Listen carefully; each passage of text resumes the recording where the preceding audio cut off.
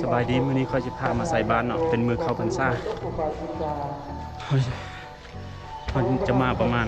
5:30เย็นแต่เช้าไปนำกันเลย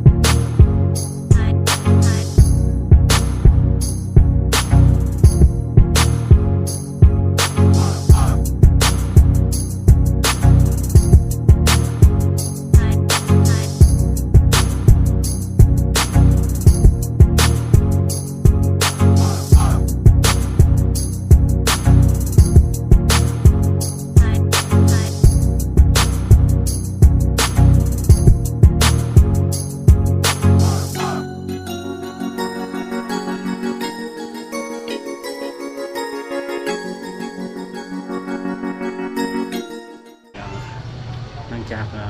ใส่บาตรเราจบคลิปเพียงเท่านี้ฝากกดไลค์กดติดตามกดแชร์